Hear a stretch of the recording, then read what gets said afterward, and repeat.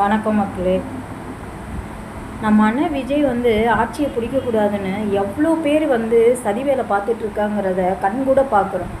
ஒவ்வொரு நாளும் பொழுது விடிஞ்சு பொழுது போனால் அவர் எப்போ இன்றைக்கி பதவி ஏற்றுருவாரா, நாளைக்கு பதவி ஏற்றுருவாரா, அவர் எப்போ அந்த ஒரு இதுக்கு முதலமைச்சருங்கிற அந்த சேரில் உட்காருவாருன்ட்டு மக்களான நம்ம எவ்வளோ எதிர்பார்த்துட்ருக்கோங்கிறத நல்லாவே பார்க்குறோம். ஆனால் இதை தடுக்கிறதுக்குன்னு திமுக, அதிமுக, பாஜக இவங்க 3 பேரும் எவ்வளோ ஒரு சதி திட்டம் தீட்டிகிட்டு இருக்கிறாங்க.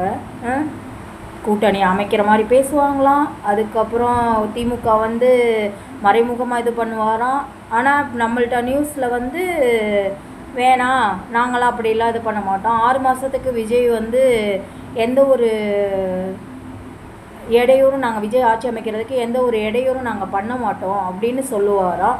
ஆனால் இங்கிட்ட நீ வேறு மாதிரியும் பேசிக்குவோம். ஆளுநரே அவருக்கு ஒரு ஆதரவு தெரிவிக்கிறாங்க. திமுகவோ அதிமுகவோ ஆட்சிக்கு வந்தால் நான் ஆதரவு கொடுப்பேன் அப்படின்னு. அப்போ இவர் அவங்களே யோசிக்கலைனாலும் இவர் தூண்டி விடுற மாதிரி தானே. அப்போ பாஜக அந்த ஒரு சீட்டை பிடிச்சிட்டு இந்த ஆளுநரை ஆட்டி பச்சு படைச்சிட்ருக்கிறாரு. அப்படி தானே. அதாவது நாட்டை இவங்க 2 பேர் மட்டும்தான் ஆளணும், வேறு யாரும் ஆளக்கூடாது. அப்படி தானே. இதுக்கான தீர்வு நம்ம மக்கள் நம்ம கையில் தான் இருக்குது. நம்ம தேர்ந்தெடுத்தவர் தான் விஜய் அண்ணா. நம்ம விருப்பப்படி 1,70,000 அதாவது கிட்டத்தட்ட ஒரு 2 கோடி குழந்தைங்க எல்லாரையும் ஓட்டு போட உரிமை இல்லை தான் அந்த குழந்தைங்களுக்கு.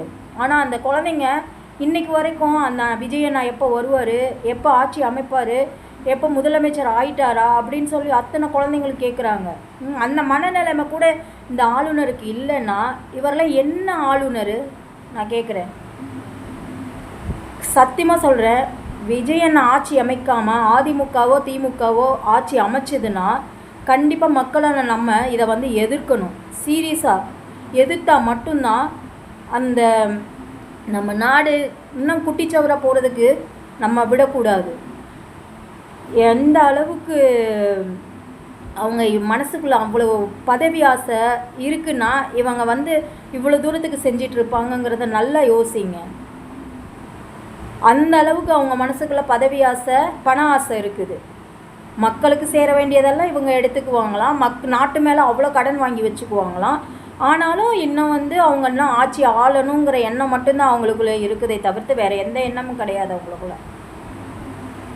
அவர் விஜயண்ணா மனசை கஷ்டப்படுத்த ஒவ்வொரு மக்களோட இதையும் கஷ்டப்படுத்திகிட்டு இருக்காங்கங்கிறத இந்த நாடு உணரணும்.